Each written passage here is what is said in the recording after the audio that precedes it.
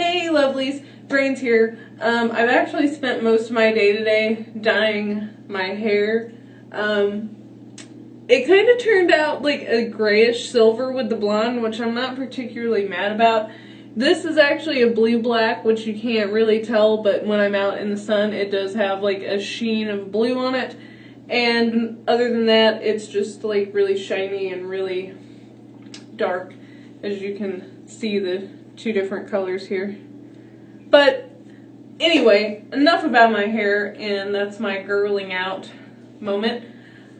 My voice, if you can tell, is almost ready to do narrations. It's still kind of sickly sounding because my nose is still a little stopped up.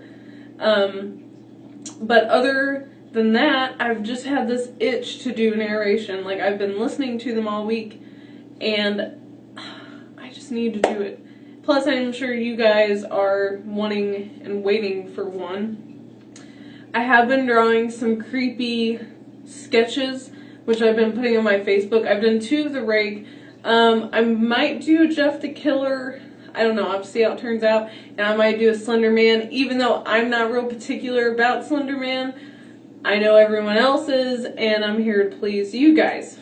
So yeah, and I don't hate Slender Man, he's just not scary to me. I like his character, like I like how he wears a nice suit and stuff, and I don't know. I like the way he looks, so I'll probably do a Slender Man portrait for you guys. Other than that, there hasn't really been too much going on other than my sickness. Something cool, Miss Shadow Lovely started following me on Google+. I still don't really... Google Plus still confuses me, but that's exciting. Like, I saw it and I was like, oh, no way, that's so cool. So that's pretty exciting. If you don't know who Miss Shadow Lovely is, you should just search for her YouTube name. She's also a narrator. Which, correct me if I'm wrong, to my understanding, she's Creepy Pasta Jr.'s girlfriend or fiance, his better half, if you will. Which is cool. That's cool that they both narrate and they're together. That's pretty exciting. Other than that, that was like pretty much like the highlight of my day, which sounds pretty lame, huh? But hopefully I can do narrations. Something I wanted to talk about, which is kind of paranormal, is the other night. I can't remember what night it was. I want to say it was Thursday. It snowed here too, which was exciting. I also put some pictures of the snow we got. My hometown got like 10 to 12 inches of snow. I'm in St. Louis, which is about 3 hours north. We only got like 2 or 3 inches, which I was really sad about. I was hoping for a snow day at work. But that didn't happen. I went to work Friday as usual. Anyway, we were sitting on the couch. I think it was Thursday. I really don't remember. It might have been Wednesday.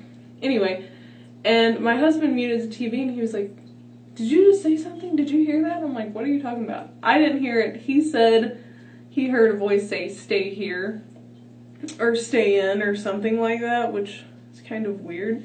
Especially, I'm pretty sure it was the night it was snowing, which maybe that was like a thoughtful spirit saying to stay in because it was dangerous outside. I don't know. But that's really the only paranormal activity we've had. We haven't had any since we moved in, which I'm content with. One interesting thing, I remember whenever I first started listening to creepy pasta narrations, I would like go home and I would be, because most of the time I'll listen to them at work while I'm, you know, pecking away on the old keyboard, like making an Excel spreadsheet and boring things like that. And then I just like get creeped out of my desk even, because there's like a conference room that's right by my desk and it's always dark in there and there could be something lurking. Anyway, I used to get really scared and I'd like come home and I'd be so creeped out. Well, now I've noticed since I've listened to so many, I don't even know, like hundreds of creepypastas, that it really doesn't bother me anymore. Granted, I never want the Rake to be in my bedroom, but I don't really worry about it as much. Like, I don't have a problem, like, before. I sleep with my head covered up anyway, like, regardless if I'm creeped out or not. It's just something I like to do. I've always done it. My dad does it. I don't know if it's, like, hereditary thing. I've just always done it. But I used to sleep with my head covered up because there's this particular corner of my room that I just don't like. I don't know, I just get like bad vibes from it, and especially when the lights are off, it's like the darkest corner of the room. So like I sleep on, let me see, technically I sleep on the right side of the bed, like if you're facing this way. So we'll say right now, if you were, like I'm facing, it's the left side.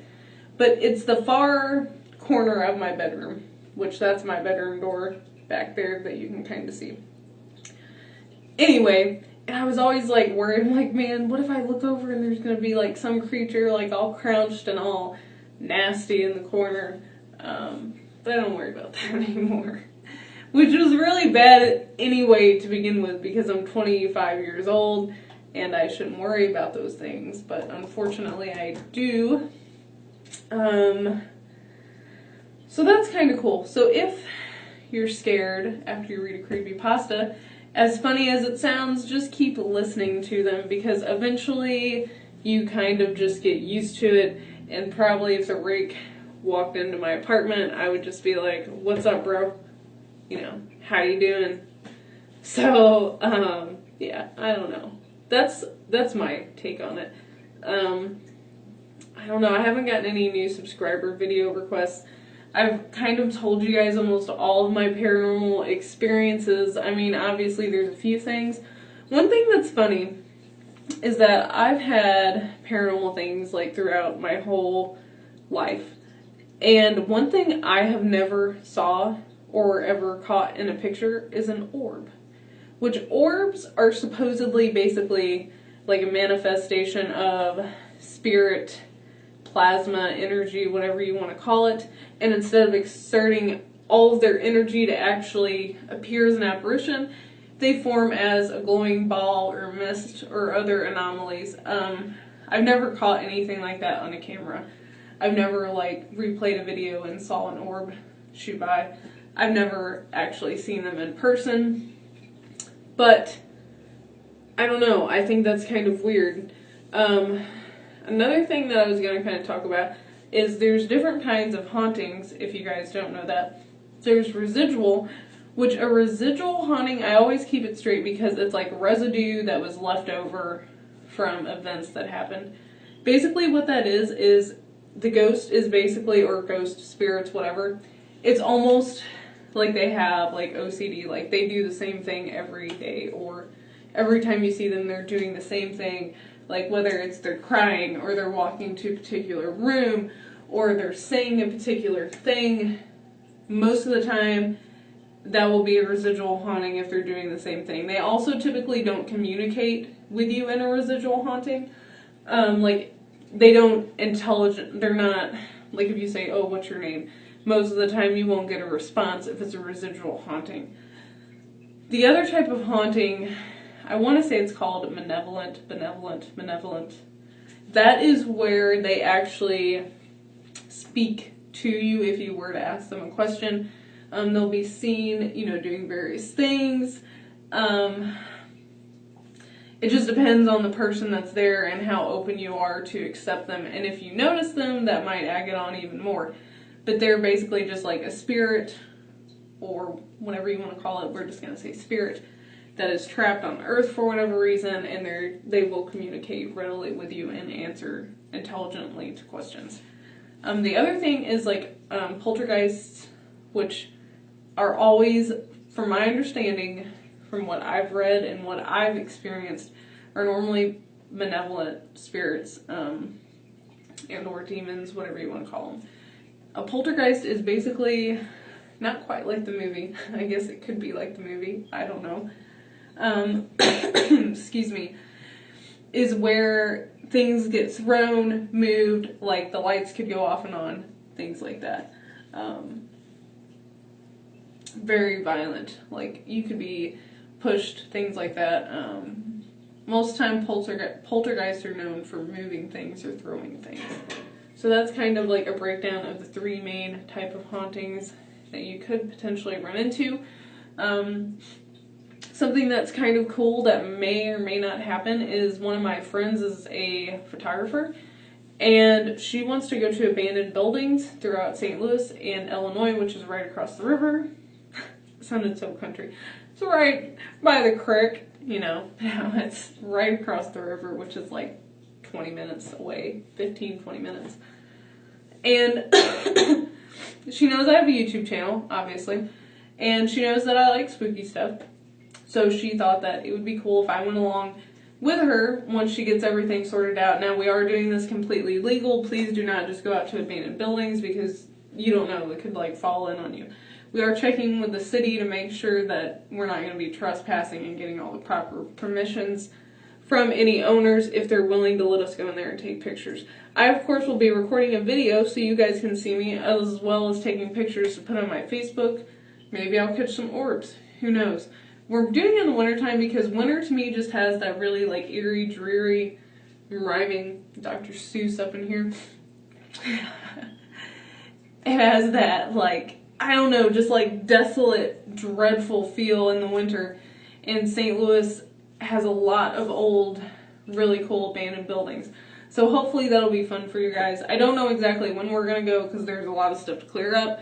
Plus she's got work, a husband, her and her husband have a house and they're remodeling, things like that. So it just depends on what her schedule is and what my schedule is so we can go.